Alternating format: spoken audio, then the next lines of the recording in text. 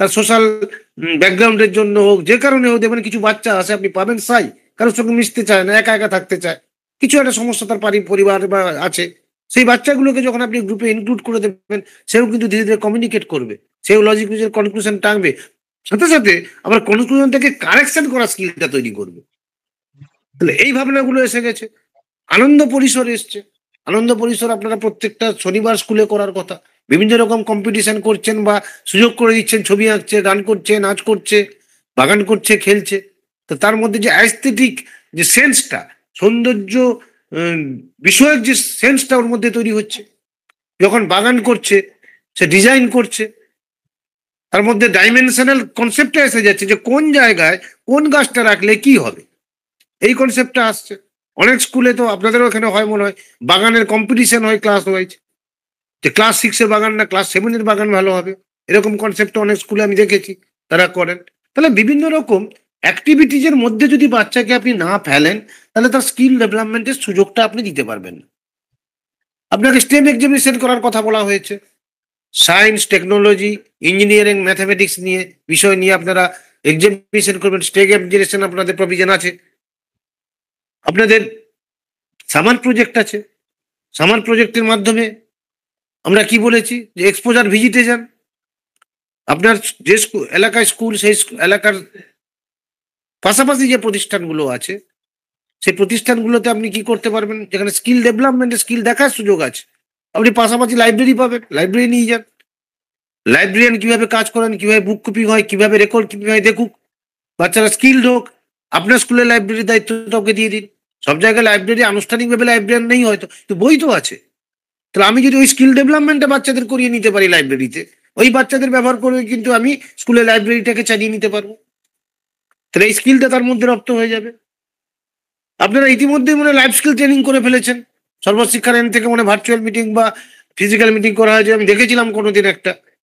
Skill ডেভেলপমেন্টের জন্য life skill ডেভেলপমেন্টের ট্রেনিং কিন্তু আপনাদের হয়ে গেছে। আরেকটি বড় বিষয় এসে গেছে, ক্যারিয়ার কাউন্সিলিং। তাহলে একটা বাচ্চাকে আপনার ক্যারিয়ার কাউন্সিলিং করতে হবে। তার সঙ্গে কথা বলে, ক্যারিয়ার কাউন্সিলর থাকে, তাদের সঙ্গে যোগাযোগ করতে হবে।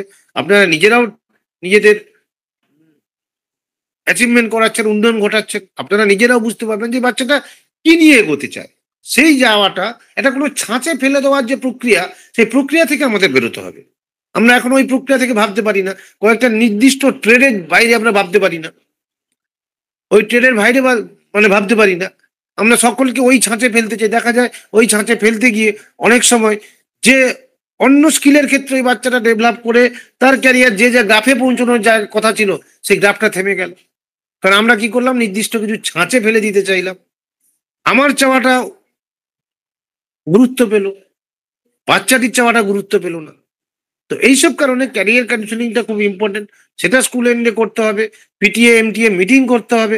সেখানে তাদের বলতে হবে যে ক্যারিয়ার কাউন্সিলিং এর আমরা দেখেছি আপনার বাচ্চা এই দিকে, আপনারা চেষ্টা করুন এই দিকে বাচ্চাকে নিয়ে যাওয়ার জন্য। ভিএসও এক্সাম হচ্ছে কগনিটিভ ডেভেলপমেন্ট জাজ করার জন্য। অত্যন্ত ভালো একটা এক্সাম করছে। ওটা কিসের ফল? ওটা হচ্ছে ন্যাশনাল এডুকেশন পলিসি 2020, তারপরেই ভিএসওটা এসছে। মূলত সেন্ট্রাল গভর্নমেন্টের প্রজেক্ট। আমাদের এখানে জেবিএনএসটিএস যে সংস্থা আছেন, Jagadish Chandra Basu national talent search, তারা এই পরীক্ষাটা কন্ডাক্ট করেন এবং খুব সুন্দরভাবে করেন। এখানে আমার যে বলার বিষয়টা, ভিএসও এই ওয়েবসাইটটা এই জন্যই বললাম, জেবিএনএসটিসি চলে যাবেন, ওই ওয়েবসাইটে ভিএসওর কোশ্চেন পাবেন। ওই কোশ্চেনগুলো ডাউনলোড করে টিচারদের দিয়ে দেন। সেখানে আপনি দেখতে পাবেন যে কি সুন্দরভাবে কোশ্চেনগুলো করা হয়, যেখানে বাচ্চাদের মধ্যে লার্নিংটা হয়েছে কিনা, কগনিটিভ লার্নিং এর জন্য তার বিহেভিয়ারাল লার্নিংটা কি হয়েছে, সেইটা জাজ করা যায়। তার বোধমূলক, জ্ঞানমূলক এসছে, তার বোধমূলকটা কি হয়েছে, তার আচরণের কি পরিবর্তন হয়েছে, ওইগুলো কিন্তু জাজমেন্ট করার জন্য যে ধরনের মূল্যায়ন করা দরকার, প্রশ্ন দরকার, সেটা কিন্তু ওনারা করেন। এইটা কিন্তু অ্যাজ এ রেফারেন্স আপনারা নিতে পারেন। এটা খুব ভালো জায়গা। এরপরে আসবে হাবস অফ লার্নিং। এটাও আমাদের কনসেপ্টে আছে স্টেট গভর্নমেন্টের। কোনো কোনো জেলায় ইন্ট্রোডিউস হয়েছে, কোথাও হয়নি। আজ হোক কাল হোক আপনাদের হবে। 10টা স্কুলকে নিয়ে হাবস অফ লার্নিং তৈরি হবে। সেখানে ফ্যাকাল্টি শেয়ার হবে, লাইব্রেরি শেয়ার হবে, স্টুডেন্ট শেয়ার হবে, ইন্টার স্কুল কম্পিটিশন হবে ওই হাবসের মধ্যে। 10টা স্কুলের মধ্যে বিভিন্ন জায়গায় কম্পিটিশন হবে। যে কম্পিটিশন পালা করে আপনারা অর্গানাইজ করবেন, বাচ্চারা আপনাদের স্কুলে যাবে। ফলে একটা প্রতিযোগী, এবং সবচেয়ে বড় কথা কি, আমার স্কুলের ভাবনাটা আপনার স্কুলের বাচ্চারা শিখবে। আপনার স্কুলের বাচ্চারা তৃতীয় একটি স্কুলে এই যে কমিউনিকেশনের জায়গাটা তৈরি, যে কাজটা আমরা করি, আমরা ইন্সপেকশনে কি করি, আপনার কাছ থেকে একটা পজিটিভ আইডিয়া পেলাম, আউটলুক পেলাম, সেটা দ্বিতীয় স্কুলে গিয়ে শেয়ার করলাম, যে দেখুন ওই স্কুলে এত সুন্দর করছে, ওখানে আর একটা নতুন আইডিয়া পেলাম। এই জায়গাটা আমাদের থাকে। ঠিক একইভাবে যখন হাবস অফ লার্নিং কনসেপ্ট এসে যাবে, 10টা স্কুলের বাচ্চা 10 রকম কনসেপ্ট নিয়ে আসবে, 10 রকম তাদের স্কিলের জায়গা, 10 রকম ভাবনার জায়গা। সেইখানে কিন্তু তাদের মধ্যে যখন আবার ইন্টার স্কুল কম্পিটিশনটা হবে বা বিভিন্ন রকম কমিউনিকেশন সুযোগ হবে, তাদের স্কিল ডেভেলপমেন্টের অনেকগুলো জায়গা তৈরি হবে। তাহলে এই জিনিসগুলো আজকে এসে গেছে আমাদের মধ্যে। Those are outcomes of national education policy 2020 and state education policy 2023। এই দুটো পলিসির ফলের কারণে কারণে আপনারা কিন্তু এতগুলো অ্যাক্টিভিটি পেয়ে গেছেন। অনলি কি একমাত্র লক্ষ্য কি, only the aim is to develop the skills among the students of your school. আপনার স্কুলে যে সমস্ত ছাত্রছাত্রী আছে তাদের স্কিল ডেভেলপমেন্ট করতে গেলে আমাকে অ্যাক্টিভিটিস দেখতে হবে। অ্যাক্টিভিটিস বিভিন্ন রকম দেই, তার মধ্যে কি হবে, সেই স্কিলটা ধীরে ধীরে ধীরে ডেভেলপ করবে, এই লক্ষ্য নিয়ে। তাহলে আমাদের যেটা এই থেকে হলিস্টিক প্রোগ্রেস রিপোর্ট কার্ডের কনসেপ্টটা এসছে। তাহলে আমরা দেখতে চাইছি যে এই নতুন ব্যবস্থায় বাচ্চাদের মধ্যে যে নতুন পরিবর্তনগুলো আমরা চাইছি, স্কিল ডেভেলপমেন্ট চাইছি, তার কনসেপ্টুয়াল ডেভেলপমেন্ট দেখতে চাইছি, সেটাকে ধরবার জন্য রিপোর্ট কার্ডের কিছু পরিবর্তন হওয়ার অবশ্যম্ভাবী হয়ে পড়েছে। সেই কারণে নতুন রিপোর্ট কার্ডটা এলো, যাকে আমরা ব্যাখ্যা করছি বা বলছি হলিস্টিক প্রোগ্রেস রিপোর্ট কার্ড হিসেবে। এই কার্ডের দেখুন প্রথম অংশটা দেখেছেন বায়োডাটা। আপনারা একটা বই পেয়ে গেছেন হাই স্কুল, যেখানে একটা ডায়েরির মতো পেয়েছেন, বেশ কয়েকটি পেজ নিয়ে এটি হলিস্টিক প্রোগ্রেস রিপোর্ট কার্ড পেয়েছে। তার যেটা কারসার দিচ্ছি দেখুন, এই অংশটায় এমন কিছু তথ্য আছে যেটা পরিবর্তনশীল নয়, ফিক্সড, যা পরিবর্তনশীল নয়। ফলে এই পেজটা দেখবেন আপনার এই বইতে একবার আছে, একবার ভরে দিলে ওটা কমপ্লিট। আমরা যতটুকু নির্দেশ পেয়েছি 2025 সাল থেকে হলিস্টিক প্রোগ্রেস রিপোর্ট কার্ড এর যে ব্যবস্থা, সেই ব্যবস্থা আপনাদের মূল্যায়ন করতে হবে। তাহলে এটা হচ্ছে একটা কি, এই যে হলিস্টিক রিপোর্ট কার্ডের যে ব্রাঞ্চ, এখানে একটা হিস্ট্রি অফ এ স্টুডেন্ট থাকছে, একটা ছাত্রের তার হিস্ট্রি থাকছে, তার বিভিন্ন স্তরে বিভিন্ন রকম ডেভেলপমেন্টের হিস্ট্রি এ বয়ে নিয়ে যাবে। কিন্তু আমরা যেহেতু 2025-এ ইন্ট্রোডিউস করতে চাচ্ছি, ফলে বিগত ইতিহাস কিন্তু আপনি এই কার্ডে কিছু পাচ্ছেন না। 5-এ যে বাচ্চাটা আপনি শুরু করছেন, আপনাকেই কিন্তু নতুন করে শুরু করতে হচ্ছে। আজ থেকে 4 বছর পরে, 5 বছর পরে যে বাচ্চাটা আপনার স্কুলে আসবে, সে কিন্তু একটি হলিস্টিক প্রোগ্রেস রিপোর্ট কার্ড নিয়ে আসবে, যেখানে আপনি তার 4 বছরের ইতিহাস দেখতে পাবেন। বিভিন্ন অ্যাচিভমেন্টের ক্ষেত্রে সেই শিশুটি কোন অবস্থানে আছে এবং সেই অবস্থানজনিত জায়গা থেকে আপনাকে কি সিদ্ধান্ত নিতে হবে, সেটা আপনাকে সেইভাবে লেসনটাকে সাজাতে হবে, সেইভাবে লার্নিংটাকে ওই দিকে নিয়ে যেতে হবে। আর এই ডান দিকে দেখুন কিছু টার্ম আছে, ভ্যারিয়েবল টার্ম, ক্লাসে ক্লাসে পরিবর্তন হবে। এই জন্য যতগুলো ক্লাস আছে দেখবেন ততগুলো পাতা এটা দেওয়া আছে।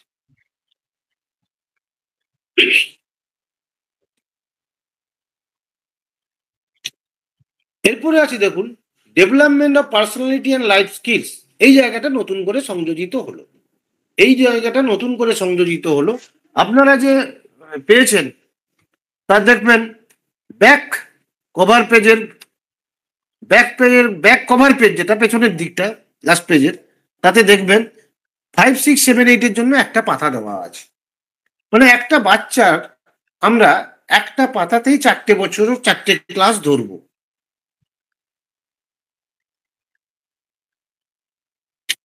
এই দেখুন এরকম করে আপনাদের দেওয়া আছে।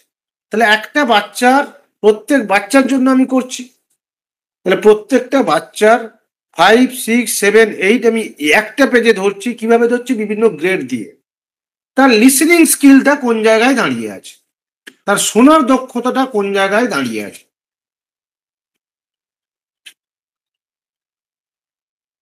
সে আপনি যখন লেসনটা স্কুলে ক্লাসে ডেমনস্ট্রেট করছেন বা লার্নিং সিচুয়েশনটা এমন জায়গায় নিয়ে গেছেন, আপনি কিছু বলছেন বা তার গ্রুপসে কিছু বলছে, তার শোনার ক্ষমতাটা তৈরি হয়েছে কিনা। লিসনিং স্কিল কিন্তু এটা বিরাট স্কিল। যারা বিশেষ করে প্রাথমিক স্কুলে পড়ান তারা ভালো করে বুঝতে পারবেন যে যে সমস্ত বাচ্চারা প্রথম প্রজন্মের পড়ুয়া এবং এমন একটা জায়গা থেকে উঠে আসছে, যাদের বলবার মতো বাড়িতে কেউ নেই, তাদের লিসনিং স্কিলস নেই। তারা কোনোদিন গল্প শুনেনি, তারা কোনোদিন গল্প শুনে তারপর বলেন, ফলে লিসনিং স্কিলটা কিন্তু তাদের ডেভেলপ করেন।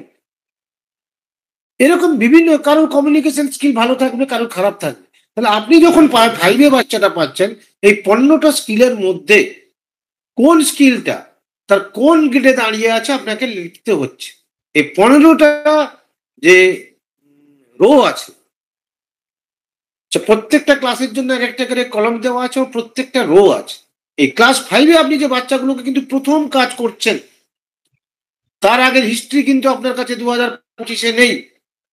তাহলে আমাদের এই কাজটা কিন্তু অনেক কঠিন এবং সময় সাপেক্ষ এবং খুব ডেডিকেটেডলি করতে হবে।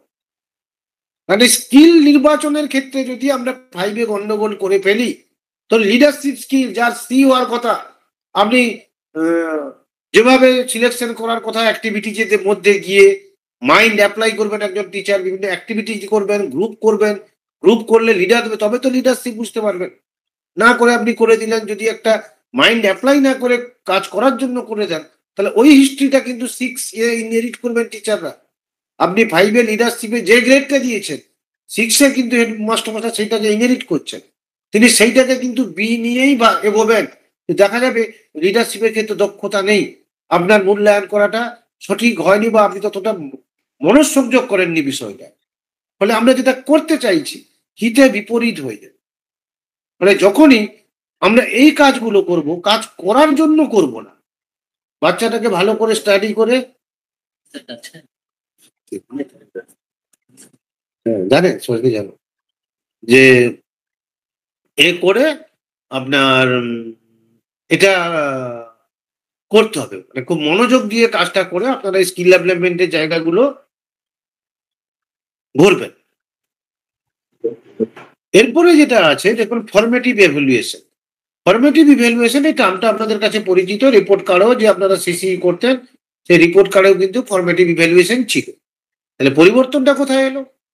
পরিবর্তনটা এলো যে জায়গা, সেই পরিবর্তনের জায়গাটা আমি শুধু আপনাদের বলে দিই। আগে আপনারা ফরমেটিভ করেছেন প্রত্যেকটা পর্বে একবার করে, 5 থেকে 8 পর্যন্ত ফরমেটিভ করেছেন প্রত্যেকটা পর্বে একবার করে, ও মৌখিক করেছেন। সেখানে আমাদের কাছে নির্দেশ ছিল, আপনারা যেটা করেছেন কাজটা, সেটা হচ্ছে ক্লাস টিচার বা সাবজেক্ট টিচার একটি বাচ্চাকে তার বিভিন্ন স্কিল পর্যবেক্ষণ করবেন এবং নথিভুক্ত করবেন। পিকক মডেলে চলে যান, খেয়াল করার চেষ্টা করুন। সেখানে নথিভুক্ত করবেন। সেই নথিভুক্ত করার পর প্রথম পর্বে এসে সমস্ত টিচার যারা ওর সঙ্গে কমিউনিকেট করেছেন ওই বাচ্চাটির সঙ্গে, তারা সকলে মিশে ঠিক করবেন তার গ্রেডটা কি, সেইভাবে ফরমেটিভ বসানোর নির্দেশ ছিল। এখানে পুরোটা বদলে দিয়ে ফরমেটিভটাকে নিয়ে যাওয়া হলো প্রত্যেক পর্বে 3বার করে, প্রত্যেকটি পর্বে 3বার। ফরমেটিভ প্রথম পর্ব এ, ফরমেটিভ প্রথম পর্ব বি, ফরমেটিভ প্রথম পর্ব সি। তাহলে প্রত্যেকটা পর্বে আমি করছি 3বার করে ফরমেটিভ করছি এবং লিখিত করছি, নির্দিষ্ট মার্কসের ভিত্তিতে করছি। তাহলে এইখানে আমাদের কাজের পরিধিটা অনেক বাড়লো। তাহলে ফরমেটিভটা আমাদের বছরে করতে হচ্ছে 9বার। প্রথম ফরমেটিভ করবো জানুয়ারি 3rd উইক, এরকম ফেব্রুয়ারি 3rd উইক, সেকেন্ডটা করবো ফেব্রুয়ারি 3rd উইক, এরকম করে করে আমরা যাব। এপ্রিলে এসে আমরা করছি summative, May June July formative, আগস্টে গিয়ে summative, September October November formative, ডিসেম্বরের কিন্তু লাস্ট সামেটিভটা হবে ডিসেম্বরের 1st উইক। এই প্রক্রিয়া আপনারা আমাদের করতে হবে এবং রিটেন করতে হবে। রিটেন করতে গেলে প্রত্যেকবারে মূল্যায়ন পত্র বানাতে হবে। সেই কারণে ভিএস এর কোশ্চেনগুলো আপনাদের আমি বলেছিলাম ডাউনলোড করে প্রত্যেকটা টিচারকে শেয়ার করুন। তো কি ধরনের প্রশ্নপত্র করলে আমার বাচ্চার মধ্যে যেগুলো আমরা চাইছি স্কিল ডেভেলপমেন্টের জায়গা, সেইগুলো এসছে কিনা বোঝা যাবে। কগনিটিভ ডেভেলপমেন্টের সাথে সাথে ওইগুলো আজকে বেশি করে জানতে চাওয়া হচ্ছে যে তার মধ্যে কনসেপচুয়াল আন্ডারস্ট্যান্ডিং হয়েছে কিনা, সেটাকে অ্যাপ্লিকেশন যে কনসেপ্টটা গ্রো করেছে সেটাকে সে অ্যাপ্লিকেশন করতে পারছে কিনা। অ্যাপ্লিকেশন যদি করতে না পারে তাহলে সেই কগনিটিভ ডেভেলপমেন্ট কোনো কাজে লাগে না, ওরও লাগে না, সমাজেরও লাগে না, কারোরই লাগে না। তাহলে এইটা 9বার করলেন, প্রশ্নপত্র তৈরি করলেন এবং 9বার রেকর্ডও করতে হচ্ছে। প্রত্যেকটা পর্বের মূল্যায়ন হবে, আপনাকে রেকর্ড করতে হবে। এই যে ঘরগুলো দেখুন পূর্ণমানটান দেওয়া আছে, এরকম রেকর্ড করবেন। এরপরে আসছে আপনার সামেটিভ ইভ্যালুয়েশন। সামেটিভ ইভ্যালুয়েশনের অ্যাজ সাচ কোনো পরিবর্তন নেই। যেরকম যেহেতু মার্কসের টুকটাক এদিক ওদিক পরিবর্তন হয়েছে, বছরে ৩ বার করবেন, যেভাবে আগে করে এসছেন সেইভাবে করবেন। এরপরে যে বিষয়টা এলো একদম নতুন, আপনাদের কাছেও নতুন, আমাদের কাছেও নতুন, বিষয়টা খুবই গুরুত্বপূর্ণ। বিষয়টা খুব গুরুত্বপূর্ণ, ফলে বিষয়টা খুব মনোযোগ দিয়ে আমাদের কাজটা করতে হবে। Learning perspective of cognitive domain, শিখনের বৌদ্ধিক দক্ষতার ক্ষেত্রসমূহ। তাহলে বৌদ্ধিক দক্ষতার যে ক্ষেত্রগুলো আমাদের চিহ্নিত করতে হবে। চিহ্নিত করতে গেলে কি আমাকে আগে জানতে হবে যে প্যাটার্ন অফ ইন্টেলিজেন্স কি, এরিয়া অফ ইন্টারেস্ট কি, পজিটিভ অ্যাটিটিউড কি, এক্সেপশনাল এবিলিটি কি, এরকম 7টা আইটেম দেওয়া আছে। সেই আইটেমগুলো যদি খুব সঠিক ধারণা আমি তৈরি করতে না পারি, তাহলে এগুলো আমি করতে পারবো না। আমার শিক্ষকরা যদি করতে না পারেন, তাহলে বুঝতে পারবেন না, ভুল হয়ে যাবে কাজ করতে গিয়ে। কবার করছেন? 3 বার করছেন। ফার্স্ট পেজে ফর্মেটিভে করছেন, সেকেন্ড পেজে ফর্মেটিভ করছেন, থার্ড পেজে ফর্মেটিভে করছেন। তাহলে 3 বার একটা বাচ্চার প্রত্যেকটা ক্লাসে 3 বার করে আপনাকে কিন্তু এই বৌদ্ধিক দক্ষতার ক্ষেত্রসমূহকে চিহ্নিত করতে হচ্ছে। কেন চিহ্নিত করতে হচ্ছে, কিভাবে চিহ্নিত করবেন বলছি। ধরুন এটা 3টে ফর্মেটিভে রাখলো কেন? ফার্স্ট, সেকেন্ড, থার্ড ফর্মেটিভ করলাম, ফার্স্ট সামেটিভ করলাম, ঠিক আছে। সেখানে আমি কি করলাম, প্রথম পর্বে একটা আমি প্যাটার্ন অফ ইন্টেলিজেন্স আমি কিছু একটা লিখেছি। তাহলে এই প্যাটার্ন অফ ইন্টেলিজেন্সের যে রিমার্কসটা আমি করেছি তার এগেনস্টে যে সিনট্যাক্সটা আছে, আমি বলবো ওয়ার্ড স্মার্ট, মিউজিক স্মার্ট, এরকম অনেক সিনট্যাক্স আছে। তাহলে সেইটা সেকেন্ড ফর্মেটিভে এগুলো কিনা সেটা আমাকে যাচ করতে হবে। বা সেকেন্ড ফর্মেটিভে তাহলে আমি ধরুন আমি ওই জায়গাটাতে যাই,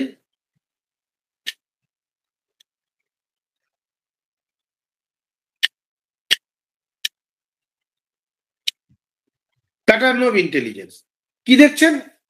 প্যাটার্ন অফ ইন্টেলিজেন্সে দেখুন 8টা সিনট্যাক্স বলা আছে। তাহলে আপনি এই প্যাটার্ন অফ ইন্টেলিজেন্সকে 8টা সিনট্যাক্স দিয়ে, এগুলোকে আমরা বলছি সিনট্যাক্স, তার শেয়ার করে দেবো, আপনারা ব্যাখ্যাটা পেয়ে যাবেন। আরো যখন আপনারা ওই কমিশনের রিপোর্টগুলো দেখবেন আরো ডিটেলস ব্যাখ্যাগুলো পাবেন। তাহলে ধরুন কাউকে আমি লিখলাম ওয়ার্ড স্মার্ট, তাহলে এটি 5-এর বাচ্চার প্রথম, দ্বিতীয়, তৃতীয়, প্রথম পর্বে 3টে ফর্মেটিভ মূল্যায়ন করার পর আমি দেখলাম যে বাচ্চাটা ওয়ার্ড স্মার্ট। তাহলে আমি কি লিখলাম ওখানে? ওয়ার্ড স্মার্ট কথাটা লিখলাম। কোথায় লিখলাম?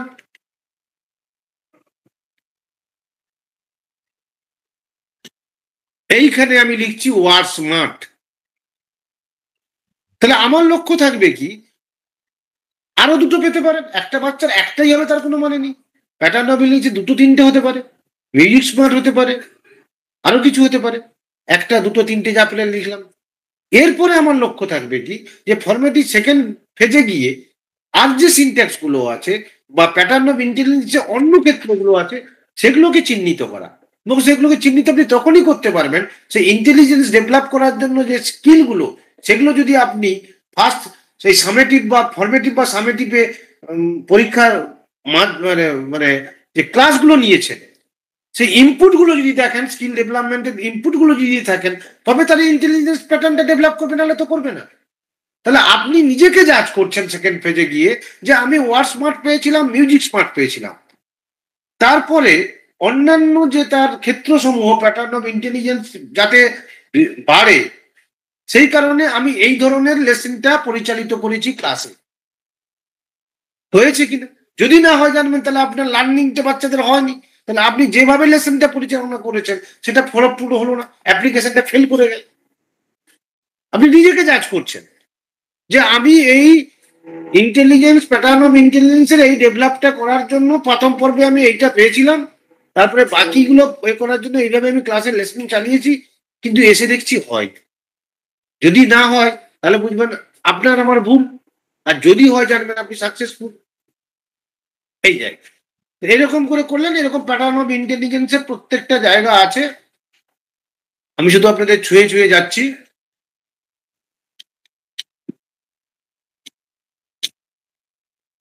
এরপরে দেখুন এরিয়া অফ ইন্টারেস্ট ওখানে আছে। এখানে 22টা এরিয়া দেওয়া আছে। 22টা এরিয়ার মধ্যে যে এরিয়া অফ ইন্টারেস্ট আপনি যেগুলো পাবেন সেগুলো লিখবেন। এর বাইরেও কোনো যদি ইন্টারেস্ট পান লিখতে পারেন। একটা ঘরে আমি একাধিক লিখতে পারি। প্রথম পর্ব দ্বিতীয় পর্ব লিখতে পারি। যা পাবেন সেরকম লিখবেন। কিন্তু এগুলো পেবেল, যেটা আমি বারবার আপনাদের বলছি, সতর্ক করছি, যে এইটা যে লক্ষণীয় হোলিস্টিক প্রোগ্রেস রিপোর্ট কার্ড হচ্ছে, সেইটাকে যদি এখন ইমপ্লিমেন্টেশনের জায়গায় যে সঠিক প্রক্রিয়ার মধ্যে না যান, তাহলে কিন্তু পুরো ব্যবস্থাটা মুখ থুবড়ে পড়বে এবং আপনার এই হোলিস্টিক রিপোর্ট কার্ড নিয়ে কোশ্চেন মার্ক এসে যাবে। কারণ ধরুন আপনি একটি ছেলেকে লিখে দিলেন গার্ডেনিং, 5-এ লিখে দিলেন, 6-এ গিয়ে দেখছেন যে টিচার দেখলেন যে ও বাগানের কথা বললে উল্টো দিকে হাঁটে। মানে ওর ইন্টারেস্ট, এরিয়া অফ ইন্টারেস্ট ওটা নয়। ওর এরিয়া অফ ইন্টারেস্ট দেখা যাবে তার কুইজ, তার এরিয়া ইন্টারেস্ট কুইজ। তাহলে এইটা যখন যে আপনি সিলেকশন করতে হবে, করতে গেলে তাহলে বাচ্চাকে আপনাকে অ্যাক্টিভিটিজের মধ্যে ফেলতে হবে। আপনি যদি বিভিন্ন অ্যাক্টিভিটিজের মধ্যে না পান, ফেলেন, তাহলে এরিয়া আপনার এই যে এখন করেন না ফুড ফেস্টিভ্যাল হচ্ছে স্কুলে, তো ফুড ফেস্টিভ্যালে যদি বাচ্চাদের এনগেজ না করেন, তাহলে কুকিং এ কার ইন্টারেস্ট আছে আপনি বুঝবেন কি করে? স্কুলে যদি খেলাধুলো না হয় নিয়মিত, কার গেমস বছরে একবার খেলাধুলো আমরা করি, বার্ষিক ক্রীড়া প্রতিযোগিতা, তো নিয়মিত খেলাধুলার যদি চর্চাটা না থাকে, তাহলে তার এরিয়া অফ ইন্টারেস্ট আমি বুঝবো কি করে? এরিয়া অফ ইন্টারেস্ট বুঝতে পারবো না। তাহলে এই অ্যাক্টিভিটিস গুলো কিন্তু নিয়মিত স্কুলে অর্গানাইজ করতে হবে। সেখান থেকে আপনাদের এরিয়া অফ ইন্টারেস্টটা আইডেন্টিফাই করতে হবে এবং সেই মতো আপনাকে হোলিস্টিক রিপোর্ট কার্ডে ওটাকে নথিভুক্ত করতে হবে। একইভাবে আছে পজিটিভ অ্যাটিটিউড। বাচ্চার অ্যাটিটিউড কি দেখছেন, এই কথাগুলো কিন্তু লিখতে হবে। ওখানে গুড ব্যাড এইসব লেখার সুযোগ নেই। এখানে এই অ্যাটিটিউড গুলো যে আছে, যেটা আমরা শেয়ার করে দেবো আপনাদের সঙ্গে, যে বাচ্চাটার অ্যাটিটিউড কি, সেই অ্যাটিটিউডটা আপনি তার সঙ্গে কমিউনিকেশন না করলে বুঝবেন কি করে? আপনি যদি ক্লাসে ফলো না করেন, পাংচুয়াল আসে, নিয়মিত আসছে কিনা, নিয়মিত আসে কিনা সেটা দেখার দরকার। সেটা যদি আপনি না খেয়াল করেন, তাহলে করতে পারবেন না। তাহলে এগুলো প্রত্যেকটা বাচ্চাকে যদি খুব ইন্টেনশনালি আপনি খুব ইন্টেন্সিভলি যদি ফলো করেন, তার রেকর্ড গুলো পর্যবেক্ষণ করেন, তবে এই জায়গাগুলো থেকে আপনি জায়গায় ভরতে পারবেন এবং এটাকে করতে হবে আপনাদের। তারপরে আসছে এক্সেপশনাল এবিলিটি। বাজার তাদের কোনো এক্সেপশনাল এবিলিটি নিয়ে এসছে নাকি? যদি কারোর কিছু এক্সেপশনাল এবিলিটি থাকে আপনারা নোট করবেন। এখানে যেগুলো দেওয়া আছে 6টা, এর বাইরেও যদি মনে হয় যে এর বাইরে কিছু এক্সেপশনাল এবিলিটি আছে, আপনাকে সে ক্ষমতা দেওয়া আছে। এখানে কিছু এক্সাম্পল দিয়েছে। এর বাইরেও আপনি 6-এর বাইরে যদি দেখেন যে বাচ্চাটা এক্সেপশনাল এবিলিটি আছে, তার এগেইনস্টে আপনি লিখলেন, নোট করলেন। ফিচার্স অফ অ্যাংজাইটি, বাচ্চা ভয় পায় কিসে? অঙ্ক ইংরেজি তো ছিল, এখন ইতিহাস যোগ হয়েছে। বাচ্চারা সাবজেক্টের বিষয় কাঠিন্য আমরা একটা জানতাম, সে বিষয় কাঠান্য প্লাস আমাদের ক্ষেত্রে লেসন প্ল্যানিং এর ক্ষেত্রে বা পরিবেশনার ক্ষেত্রে কি কোনো ভুল হচ্ছে কিনা, তা লার্নিংটা করার ক্ষেত্রে যেভাবে পঠন শিক্ষণটাকে পরিচালনা করা উচিত, সেক্ষেত্রে আমাদের ত্রুটি হচ্ছে কিনা, সেটা একটা বিষয়। তা এই বাচ্চাটা আপনার কাছে যখন এসে পৌঁছচ্ছে, তার একাডেমিক অ্যাংজাইটি আছে কিনা, যদি থাকে কোন বিষয়ে আছে। ইংলিশ, ম্যাথামেটিক্স, হিস্ট্রি বাদ দিয়ে অন্য কোনো সাবজেক্ট হতে পারে, সেটা আপনি লিখবেন। একাডেমিক অ্যাংজাইটি ইন জিওগ্রাফি, যদি এরকম বাচ্চা পান, যার যেটা অ্যাটেন্ড স্কুল ইজিলি পাবেন। অনেকে পরীক্ষা দিতে ভয় পায়, প্রচুর জানে কিন্তু পরীক্ষা দিতে ভয় পায়, এরকম পাবেন আপনারা বাচ্চা, অনেক এক্সাম্পল আপনারা জানেন।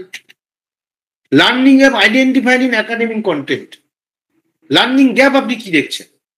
বাচ্চার দুর্বলতা আপনাকে চিহ্নিত করতে হবে। দুর্বলতা চিহ্নিত করতে হবে এই কারণে, যাতে দুর্বলতাটা থেকে তাকে আমি ওভারকাম করতে সাহায্য করতে পারি। তাহলে প্রথম পর্বে যদি আমি একটি বাচ্চার হ্যান্ড রাইটিংটাকে লার্নিং গ্যাপ দেখি, তাহলে আমার পরবর্তীকালে ওইখান থেকে ইমপ্রুভ করেছে এইটা আমি পাবো। এই লার্নিং গ্যাপটা আমি আইডেন্টিফাই করেছিলাম, এই কারণে তাহলে আমি কি করব, পরবর্তীকালে যখন ওটাকে অ্যাচিভ করার চেষ্টা করবো, লার্নিং গ্যাপটা যদি চলে যায় হ্যান্ড রাইটিং এর ক্ষেত্রে, 6-এ গিয়ে দেখবেন যে হ্যান্ড রাইটিং এর লার্নিং গ্যাপ নেই। যদি থাকে তাহলে উনি আবার চেষ্টা করবেন, আর যদি দেখেন মিটে গেছে তিনি আবার অন্য একটা কিছু পেতে পারেন। তাহলে এই লার্নিং গ্যাপগুলোকে আইডেন্টিফাই করতে হবে এবং গ্যাপগুলো যাতে মিটিয়ে নিতে পারি আমরা, সেই জায়গাটা আপনাদের চেষ্টা করতে হবে, সেই মতো করে ইতিহাসটা লিখতে হবে। স্পেসিফিক লার্নিং ডিফিকাল্টিজ, কিছু অসুখ থাকে, ডিসলেক্সিয়া থাকে, ডিসগ্রাফিয়া থাকে, ডিসক্যালকুলিয়া থাকে, এর বাইরেও চোখের সমস্যা থাকে। মায়াপিক বাচ্চা আপনারা কিছু পান, কালার ব্লাইন্ড কিছু বাচ্চা পান, এটা আপনারা কিন্তু একটু খেয়াল করলে বুঝতে পারবেন। সেগুলোকে আপনারা নোট করবেন, আরবিএস কি টিমকে জানাবেন যে বাচ্চাগুলোর ক্ষেত্রে এই সমস্ত সমস্যা আমরা দেখছি। তাহলে এই জায়গাটাতে আপনাদের যেটা এলো, আপনাদের এই জায়গাটায় যে নতুন ভাবে ইন্ট্রোডিউস হলো, এইখানে কিন্তু বিহেভিয়ারাল কগনিটিভ আউটকামস, এইটা বাচ্চাদের ক্ষেত্রে কিন্তু আগে আপনাকে আইডেন্টিফাই করতে হবে।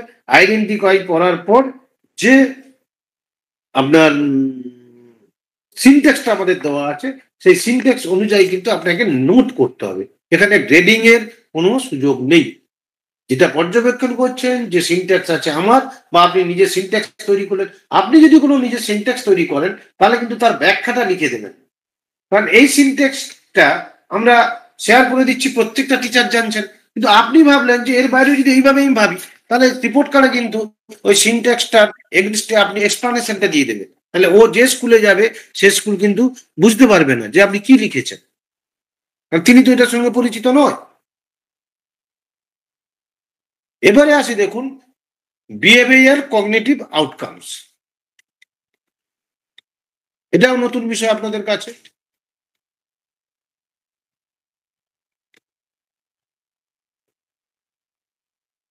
এই অংশটা দেখুন,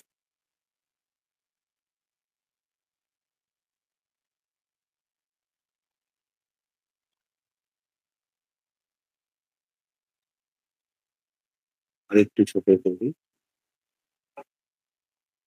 হ্যাঁ, বৌদ্ধিক আচরণে বৌদ্ধিক ক্ষেত্রের প্রকাশসমূহ, বিহেভিয়ারাল কগনিটিভ আউটকাম।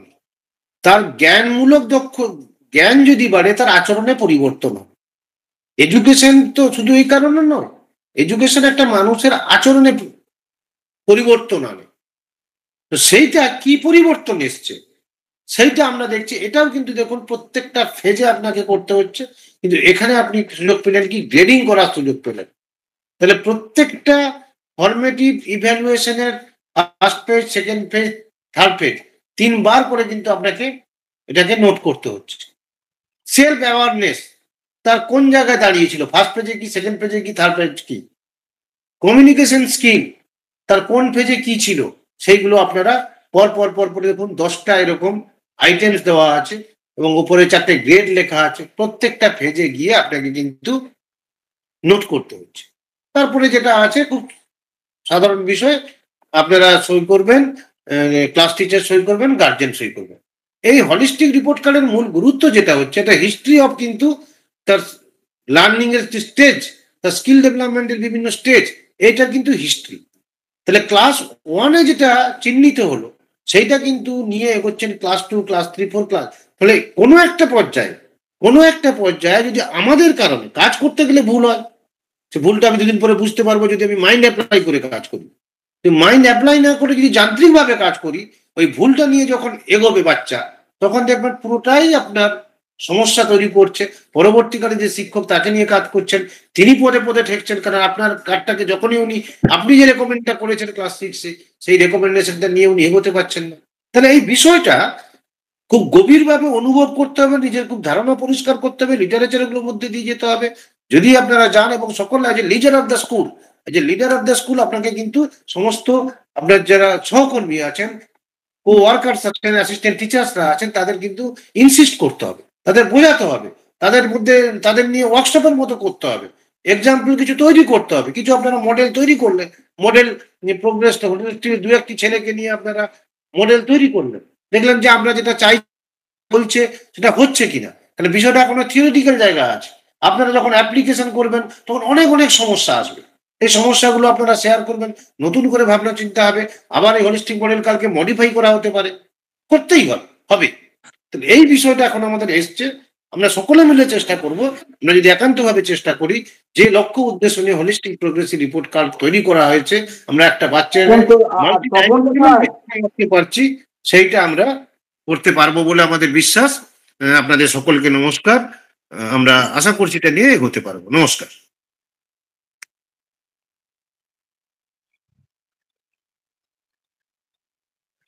আমাদের ডিআই অফ স্কুলস একাডেমিক সাহেব আমাদের বিস্তৃত আলোচনা রাখলেন। আমাদের কাছে বিভিন্ন মেটেরিয়ালস সফট কপি হিসাবে পাঠানো হবে আমাদের সমস্ত বিদ্যালয়ে। এই বিষয়টা নিয়ে আমরা আরো তার ফলে নিজেদেরকে পর্যালোচনার মাধ্যমে এবং আমাদের অভিজ্ঞতা থেকে পর্যবেক্ষণের মাধ্যমে নিজেদেরকে আমরা সমৃদ্ধ আরো করতে পারবো। স্যার হ্যালো, বলুন। আমরা ফরমেটিভ বিষয়টা নিয়ে আর একটু বলুন না, ফরমেটিভ বিষয়টা নিয়ে পরিষ্কার হলো না। কি বলুন, ফরমেটিভ কোনটা জানতে চাইছেন বলুন। ফরমেটিভ যেটা বলছেন, আমরা যেটা আগে দেখতেছি যে পার্টিসিপেশন, প্রবিং কোশ্চেনিং, এই যে বিষয়গুলো কম্পোনেন্ট গুলো থাকে, এখানে বিষয়টা কি? এখানে ফরমেটিভ করছেন আপনারা সাবজেক্ট ওয়াইজ। হ্যাঁ, সাবজেক্টের লিখিত মূল্যায়ন করতে হবে। লিখিত মূল্যায়ন করে প্রত্যেকটা স্কোর দেওয়া আছে, দেখবেন কোন পর্বে কোন ক্লাসের কত নম্বরের উপর লিখিত মূল্যায়ন হবে সেটা দেওয়া আছে। সেইটা আপনাকে তাহলে মূল্যায়ন পত্র তৈরি করতে হবে, মূল্যায়ন করবেন, মূল্যায়ন করার পর একটা স্কোর পাবে, সেই স্কোরটা লিপিবদ্ধ করতে হবে সাবজেক্ট ওয়াইজ। মানে লিখিত পরীক্ষার মতো একটা দিতে হবে স্যার? হ্যাঁ বলুন। লিখিত পরীক্ষার মতো কি একটা দিতে হবে? হ্যাঁ লিখিত হবে তো। আচ্ছা আচ্ছা, আপনাদের কাছে রিপোর্ট কার্ড তো পৌঁছে গেছে মনে হয়, এই দেখুন। হ্যাঁ হ্যাঁ, আমি বলছি, এই দেখুন, এই তো এনভায়রনমেন্ট সব লিখিত মান, পূর্ণমান দেওয়া আছে, কত মার্কের করে কতটা করবেন সব দেওয়া আছে। এবং মার্কসটা আগেও ছিল ফরমেটিভে। বলছি আগে যেমন ফরমেটিভে কি ছিল, পার্টিসিপেশন ছিল, ডিসকাশন ছিল, এই নাম্বার তো সেই পরিবর্তন করে এই জায়গাটা এসছে।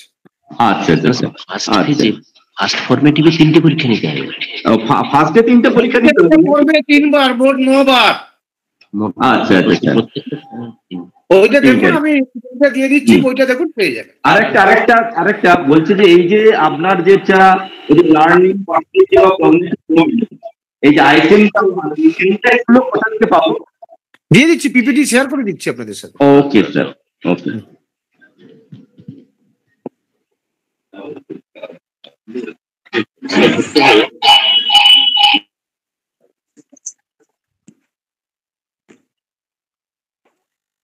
ঠিক আছে, নমস্কার, এখানে শেষ করছি, নমস্কার। একাডেমিক সাহেবকে আমরা ধন্যবাদ জানাচ্ছি। আমাদের এই আলোচনা আজকের দিনে এখানেই শেষ হলো। সবাইকে ধন্যবাদ এবং শুভেচ্ছা জানাচ্ছি।